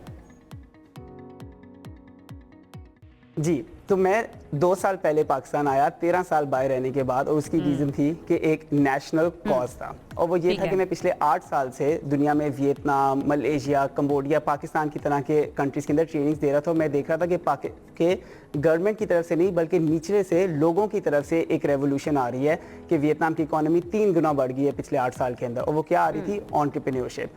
तो जब ये 2 वेव्स मिली पाकिस्तान के अंदर के लोगों ने पाकिस्तान के प्रोडक्ट्स को चूज़ किया और AI आ गई, तो हमने फिर 2 साल पहले आके पाकिस्तान के अंदर शुरू किया AI फॉर ऑल और उसके बाद काबिल स्कूल। AI फॉर ऑल क्या है, हम नेशनल लेवल पे AI लिटरेसी दे रहे हैं, जो हमारी हर महीने एक फ्री क्लास होती है, 10,000 के आसपास लोग अटेंड करते हैं। और काबिल स्कूल से हम लोगों को पाकिस्तान में काबिल बना रहे हैं, जिसकी वजह से उनको हम 12 हफ्तों में सिखाते हैं कि आपने बिजनेस कैसे बनाना है, अगले 12 हफ्ते में लॉन्च कैसे करना है, फिर क्रिएट कैसे करना है और फिर ग्रो कैसे करना है। यही से आपकी काबिलियत का काम करते रहे वकास। बहुत बहुत शुक्रिया वकास हसन हमारे साथ मौजूद थे और बड़ा ज़बरदस्त आप रहे हैं, लोगों को सिखा रहे हैं कि किस तरह से AI की तरफ जाना है और ख़ास तौर पर उसका इस्तेमाल किस तरह से करना है, ख़वातीन किस तरह से इस्तेमाल कर सकती हैं, इस बारे में वकास हमें बता रहे थे तफसील के साथ। जी आगे बढ़ना है, खातून की हमने बात करनी और वो खातून है जिन्होंने पाकिस्तान का नाम बड़ा ज़बरदस्त किस्म का रोशन करती ही चली जा रही हैं। बड़ी ज़बरदस्त उनकी शख्सियत है, कोह पैमाई की दुनिया में उन्होंने कई रिकॉर्ड्स बना लिए हैं और उनकी नॉन स्टॉप कामयाबियों पर सभी ना सिर्फ हैरान है, परेशान भी हैं कि ये खातून होते हुए किस तरह से मोटिवेशन कहाँ से मिलती है, फिजिकल फिटनेस कहाँ से मिलती है, मेंटल स्ट्रेंथ कहाँ से मिलती है। हम बात करें मारूफ कोह पैमा नायला कियानी की, जिन्होंने हाल ही में 8,000 मीटर से ऊंची दुनिया की 12 बुलंद तरीन चोटियां जो हैं उनको सर कर लिया है और वो पहली पाकिस्तानी खातून बनने का एजाज भी हासिल कर चुके हैं। हाइकिंग वगैरह की है, चोटियां सर करने का कोई है आपका इरादा? नहीं, मैंने कुछ सर नहीं किया। मैं अभी मैं ना सिर्फ 3 फ्लोर सर करके यहाँ तक पहुँचती हूँ। हमारे बस की बात नहीं है जी, ये कारनामा सिर्फ नायला कियानी और इन जैसी खवातीन ही सर अंजाम दे सकती है। उन्होंने ये कारनामा गुज़श्ता माह नेपाल में वाक़ दुनिया की तीसरी बुलंद तरीन चोटी माउंट कंचनजंगा को सर करके अंजाम दिया है और अब उनका अगला टारगेट दुनिया की 14 बुलंद तरीन चोटियों की फहरिस्त को मुकम्मल करना है। 12 उन्होंने कर लिए, 2 रह गई, बस 2 रह गई हैं। वो किसी भी वक्त कर लेंगी। उन्हें देखकर ऐसा लगता है कि वो ये कारनामा भी बहुत जल्द ही अंजाम देंगी, क्योंकि उन्होंने दुनिया की बुलंद तरीन चोटी mount Everest, K2 peak, Naga पर्वत और इस तरह की दीगर चोटियां हैं जो सर कर रखी हैं। तो दो कदम दूरी पे कहा जाए तो गलत नहीं होगा। नाइला हमारे साथ खुद भी मौजूद हैं। अस्सलाम वालेकुम नाइला, सबसे पहले आपसे आगाज करते हैं कि ये कारनामा जो आपने अंजाम दिया है, इसके इस सफर का आगाज किस तरह से हुआ, कहाँ से आपको इतनी मोटिवेशन मिली?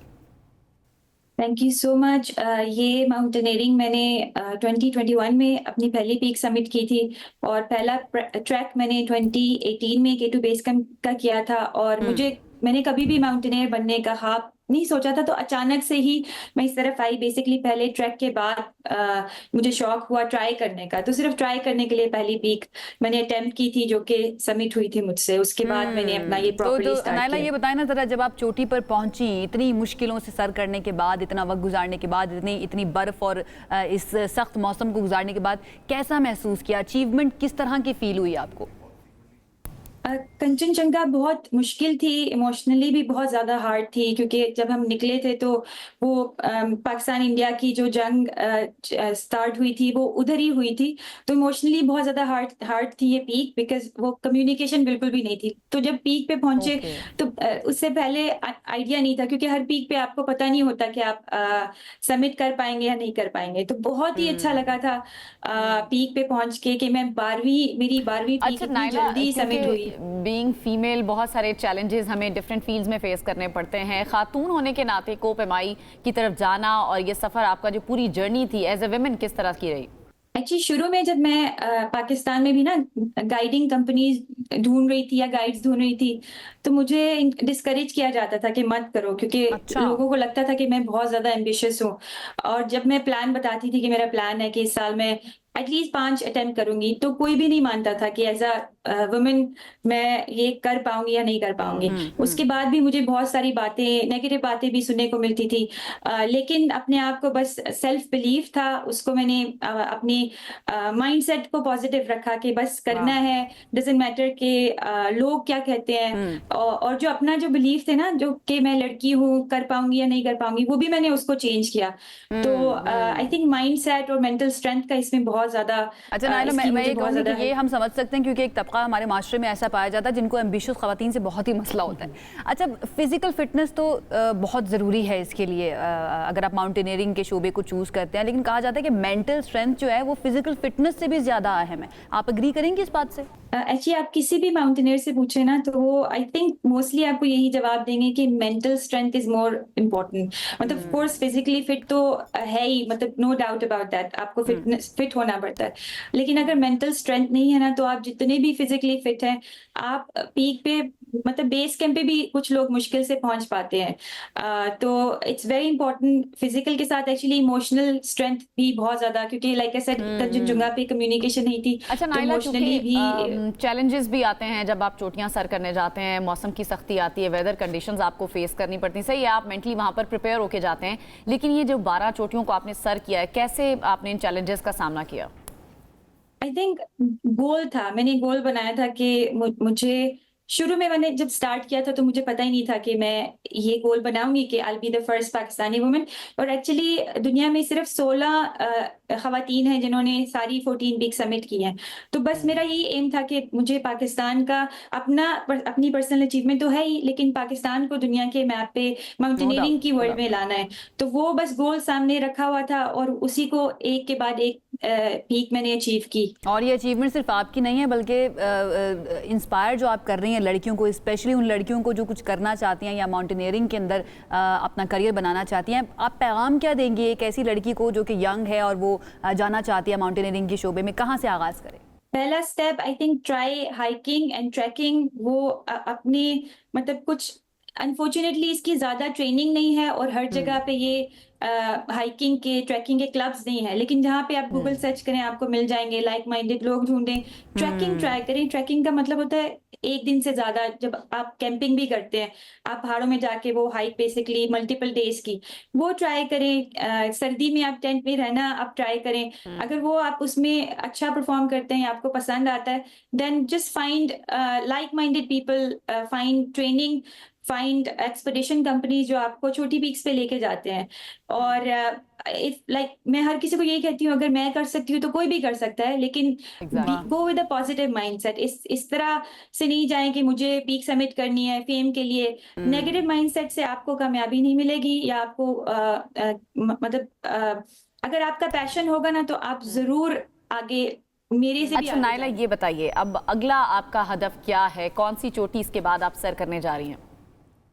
इंशाल्लाह प्लान है कि अगले 1 से 2 सालों में I slow down a bit. मैंने 2023 में 6 मंथ्स में 8 पीक्स क्लाइम की थी, लेकिन अब मैं थोड़ा सा स्लोली इसको ले रही हूँ ताकि मैं इसको एंजॉय भी कर सकूँ और अपने जो मैसेज है खवातीन के लिए या यंगर जनरेशन के लिए वो भी मैं साथ साथ जारी रखूँ। तो इंशाल्लाह अगले 2 साल में मेरा प्लान है ये। इंशाल्लाह all the very best. We are so proud of you. Naila Kiani हमारे साथ मौजूद है। आई होप आप इसी तरह से पाकिस्तान का नाम जो है वो रोशन करते रहें और जो शोहरत आपकी आप डिज़र्व करती हैं वो आपको मिलती रहे। आगे बढ़ते हैं। और शोहरत का एक ऐसा पहलू भी है जिसके ऊपर हमें थोड़ा सा अफसोस भी करना चाहिए कि पाकिस्तान के अंदर इस तरह की सिचुएशन क्यों है ना। आज जब मैं सुबह सो के उठी और मैंने पहली खबर पढ़ी तो वो पढ़ के मुझे इंतहाई अफसोस हुआ, और वो ये थी कि कराची में एक फ्लैट से मारूफ अदाकारा आयशा खान की 1 हफ्ता पुरानी लाश बरामद हुई है। गुलशन इकबाल में पुलिस ने तस्दीक की और ये बताया कि अदाकारा आयशा खान की लाश जो है वो 1 हफ्ते पुरानी है। वो घर में अकेली रह रही थी। घर से बदबू फैलने की वजह से जो इलाका मकीन है उन्होंने रिश्तेदारों को आगाह किया। उसके बाद पुलिस वहाँ पर पहुँची है और वहाँ से उनकी लाश जो है उसको जिना अस्पताल से सोहराब गोट ईदी सर्द खाने मुंतकिल कर दिया गया। अब ये वो अदाकारा हैं जिन्होंने अपनी पूरी ज़िंदगी, तकरीबन पूरी ज़िंदगी जो है ना, एंटरटेनमेंट भी दी है लोगों के लिए, एक लर्निंग और मैसेजेस जो हैं वो भी प्रोवाइड किए हैं, और उनका इख्तिताम या एंड इस तरह से होना ये हमें बहुत कुछ सोचने पर मजबूर कर रहा है। इनके हमने देखे जिनमें अगर हम खास तौर पर जिक्र करें अफशा, रूसा, फैमिली 93 और मेहंदी समेत, अब इनमें से कई ड्रामे जो हैं वो लोगों ने इनकी अदाकारी को बहुत ज़्यादा पसंद किया। तो बड़ा दुख होता है ऐसे इख्तिताम हो किसी की ज़िंदगी का, और पता नहीं किन नशेबो फराज से वो गुजरी होंगी कि 1 हफ्ते तक उनकी लाश जो है वो पड़ी रही है। अल्लाह ताला उनकी मग़फ़िरत फरमाए, हमारी दुआ उनके साथ है। एक ब्रेक की तरफ जाते हैं, ब्रेक से वापस आएंगे, मज़ीद बात करेंगे, साथ रहिए। ब्रेक के बाद आपको कहेंगे खुश आमदीद। पाकिस्तान के अंदर फिल्म और थिएटर की जब हम बात करें तो सवाल ये होता है कि इनका मुस्तकबिल क्या होगा। एक वक्त ऐसा भी था पाकिस्तान के अंदर जब ये इंडस्ट्री हमारी बहुत ज़्यादा ग्रो कर रही थी और बहुत ज़्यादा हमारे सिनेमाज जो हैं वो दुनिया भर के अंदर ना सिर्फ फिल्म देखी जाती थी बल्कि पाकिस्तान के अंदर बहुत फेमस थी, लेकिन फिर एक डिक्लाइन आया।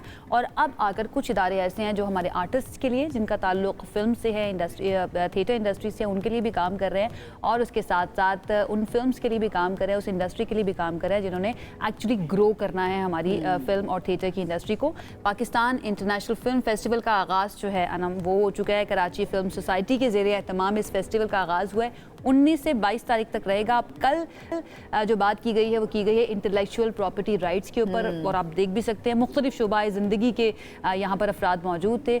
सीनियर वज़ीर बराए सिंध शर्जील इनाम मेमन ने भी इसमें शिरकत की और बड़ा ही ज़बरदस्त किस्म का माहौल वहाँ पर जो है। और शर्जील मेमन ने यह भी कहा कि हम मज़ीद जो है फिल्म्स और ड्रामाज बनाने जा रहे हैं। माहिरीन का इसमें कहना है कि कॉपीराइट के हवाले से कवानीन मौजूद हैं, आप उस पर बात करें, और लेकिन उस पर आगाही के हवाले से उन्होंने कहा कि आगाही बहुत कम है। आगाही ना होने के बायस मवाद के जो मालिकाना हकूक हासिल हैं वो नहीं किए जा सकते। कानून मौजूद है लेकिन इम्प्लीमेंटेशन में अवेयरनेस मौजूद नहीं है, लेकिन आगाही ना होने की वजह से मवाद के मालिकाना हकूक जो है वो हासिल नहीं किए जाते हैं। आतिफ हुसैन ने इस पर एक रिपोर्ट तैयार की है, वो देखते हैं। हम आज जो बात कर रहे हैं आईपी के बारे में, कॉपीराइट्स के बारे में। कराची में पाकिस्तान इंटरनेशनल फिल्म फेस्टिवल का आगाज हो गया। पहले दिन इंटेलेक्चुअल प्रॉपर्टी राइट्स के आलमी दिन की मुनासबत से मुकालमा हुआ। आपकी जो म्यूजिक इंडस्ट्री है इसमें जो पेटेंटेबिलिटी का एस्पेक्ट है ये बहुत ही इंपॉर्टेंस रखता है। माहिरीन का कहना था कि पाकिस्तान में नौजवान फनकार हर सतह पर ऐसा मवाद तैयार कर रहे हैं जो दुनिया भर में अपना एक मुनफरिद मुकाम रखता है,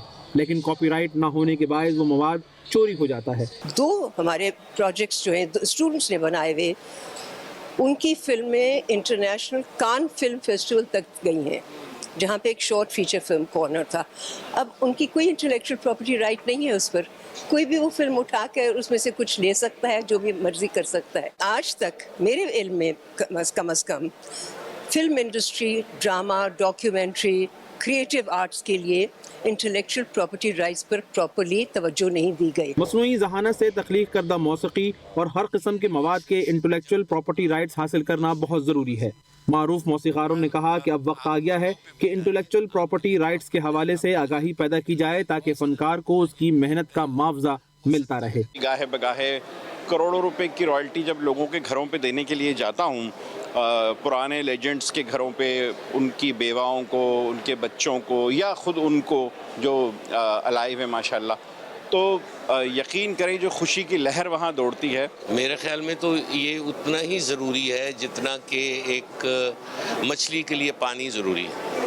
चेयरपर्सन IPO फारूक आमिल ने बताया कि हुकूमत इंटेलेक्चुअल प्रॉपर्टी राइट्स एक्ट में तरामीम के साथ साथ इसे ऐप की शक्ल में ढालने की कोशिश कर रही है और इंटेलेक्चुअल प्रॉपर्टी राइट्स को बतौर मजमून मुतारिफ करवाने का इरादा भी रखती है। जो राइट्स हैं of the content creative community के, उनको हमने प्रोटेक्ट करना है। सद पाकिस्तान IPO बिल्कुल साथ इसके साथ चलना चाह रहे हैं। हमें ऐप क्रिएट करनी है, ऐप कौन क्रिएट करेगा, टेक्नोलॉजीज क्रिएट करेंगे। सो बच्चों को, नौजवान को, उनको हमें मैसेजिंग इसके ज़रिए भी करनी है। इंटेलेक्चुअल प्रॉपर्टी राइट्स के हवाले से माहिरीन ने बताया कि माइकल जैक्सन अपनी मौत के 12 साल बाद भी अपनी तख्लीक करदा मौसीकी से पैसे कमा रहे हैं, जिसकी वजह उनके मौसीकी के मलकती हुकूक हैं। कैमरामैन सरफराज फारूक के साथ आतिफ हुसैन, हम न्यूज़, कराची। अरे वाह, क्या बात है। ये इंटरनेशनल फिल्म फेस्टिवल जो है 22 तारीख तक जारी रहेगा। 19 तारीख से इसका आगाज़ हुआ है। कल इंटेलेक्चुअल प्रॉपर्टी राइट्स के ऊपर बात हुई थी और मुझे इस तरह के फेस्टिवल्स के ऊपर बड़ी खुशी होती है जब भी इनका इनेकाद होता है या कोई भी इस तरह का फेस्टिवल हो, स्पेशली जब उसमें फोकस किया जाता है नौजवानों को और तलबा और तालिबात को, उन यंग आर्टिस्ट को जिनके पास कोई प्लेटफॉर्म मौजूद नहीं है। और हमेशा की तरह सुल्ताना सिद्दीकी आपा जो हैं, उनका हम कह सकते हैं उनका ये फोकस भी है और उनको ये मुकम्मल क्रेडिट जाता है कि वो हमेशा इस तरह की चीज़ें सामने लेकर आती हैं जो कि माशरे के लिए और स्पेशली जो हमारे यंगस्टर्स हैं उनके लिए बड़ी ज़रूरी होती हैं। आज के दिन का स्केड्यूल आपको बता देते हैं, क्योंकि ये फिल्म फेस्टिवल जो जर्मन इंस्टीट्यूट है, गोएटे इंस्टीट्यूट, उसके ताउन से जारी है, तो जर्मन फिल्म्स की स्क्रीनिंग भी होगी और आज के दिन ओशन मॉल सिनेपैक्स के अंदर स्क्रीनिंग होने जा रही है। और अनम, कल क्या होगा? जी, कल प्रीमियर है हुंदन, एक रीजनल लैंग्वेज में मूवी बनाई गई है। चूँकि हमने अपने इस प्लेटफॉर्म के थ्रू जो रीजनल लैंग्वेजेस हैं उसको भी प्रमोट करना है, ये भी एक फोकस रहा है। तो ये उस लैंग्वेज में ये मूवी बनाई गई है और मैंने इसका वैसे बड़ा अच्छा सुना है कि ये बहुत अच्छी मूवी आ रही है। तो अभी वैसे प्रीमियर हुआ नहीं है, लेकिन पहले से जो मूवी मेकर्स हैं उनकी तरफ से ये मैंने इसके बारे में अच्छे वो सुनी है कि ठीक है जी, रीजनल लैंग्वेज में प्रमोट कर रहे हैं। Excited? Yes, of course, I am also very excited, क्योंकि इसका आगाज़ हुआ है इंटेलेक्चुअल प्रॉपर्टी राइट्स और पाकिस्तान के अंदर इसके हवाले से क्या कवानीन मौजूद हैं या फिर अवेयरनेस कितनी मौजूद है। तो हमने सोचा कि इसको मज़ीद एक्सप्लोर कर लेते हैं इस इशू को। तो इसके ऊपर बात करने के लिए आज हमारे साथ मौजूद हैं फरहान बुखारी साहब। आप जानते हैं इनको, हर रोज़ हमारे प्रोग्राम का हिस्सा होते हैं। इनसे हम जानने की कोशिश करते हैं कि पाकिस्तान के अंदर कौन कौन से लॉज ऐसे मौजूद हैं, क्या माजी के अंदर हमें ऐसी मिसालें मिलती हैं जिसमें किसी इस तरह के केस को आगे लेकर बढ़ा गया हो और उसके ऊपर अदालत तक ये मामला गया हो। उनकी तरफ चलते हैं, उनसे बात करते हैं। फरहान साहब, थैंक यू सो मच हमें ज्वाइन करने के लिए। सबसे पहले तो ये इंटेलेक्चुअल प्रॉपर्टी राइट्स, ये फिनोमेना जो है, इसको एक्सप्लेन कर दीजिए आप। तख्लीक या ईजाद, उसमें किसी शख्स का या अशखास का खून पसीना लगता है, वो मेहनत करते हैं।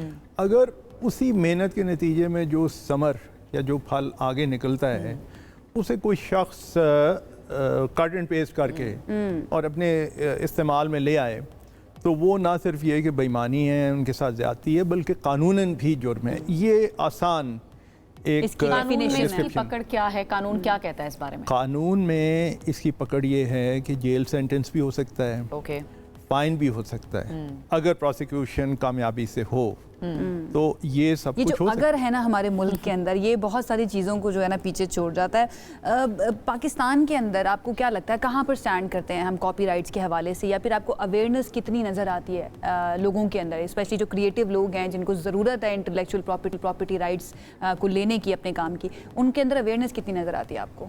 अगर आप मुवाजना करें माजी बईद से तो फिर तो अवेयरनेस बेहतर हुई है। मसलन आज से 20-25 साल पहले जो फ़नकार हुआ करते थे या उससे ज़्यादा 90s में या 80s में, उनके लिए ये नहीं था कि अक्रॉस द बोर्ड सबको इल्म था, और बल्कि 80s में तो एक वो भी हुआ कि एक टीवी ड्रामा था वारिस, जिसको कॉपी करके मैंने ख़ुद देखा 90s में इंडिया में, दिल्ली में, अमृतसर में, वो वहाँ बिकता था और कोई कॉपीराइट की परवाह नहीं होती थी। वो PTV का ड्रामा था जो कि बहुत मशहूर हुआ, तो उस किस्म के काम तो थे। आज मेरे ख़्याल में आगाही ज़्यादा है, लेकिन आज मुझे ऐसे लोगों का भी इल्म है, मसलन एक आध मुसन्निफ़ मेरे वाकिफ़ ऐसे हैं जिनकी किताबों का कुछ ऐसा हुआ। एक वाक़या किसी लिखने लिखाने वाली शख्सियत का हुआ था कि उन्होंने एक बाहर के जरीदे से पूरा का पूरा कॉलम लेके अपने नाम से छपवा दिया और यहाँ पे छपवा दिया। और बॉलीवुड में भी हमने देखा पाकिस्तानी क्लेम करते हैं कि यहाँ का म्यूजिक, यहाँ की चीज़ें उठा के वो अपने उसमें चला लेते हैं और कोई पूछने वाला नहीं है। बहुत सी धुनों का इस तरह होता है। अच्छा, इंटरनेशनली अगर हम ये बात करें, एक कंट्री के कोई भी जो क्रिएटिव काम है वो दूसरी कंट्री के अंदर इस्तेमाल कर रहे हैं आर्टिस्ट, तो फिर आर्टिस्ट के पास क्या ऑप्शन मौजूद होता है? क्या कोई इंटरनेशनल फोरम ऐसा मौजूद है जहाँ पर वो जा सकते हैं अपने मामले को लेकर?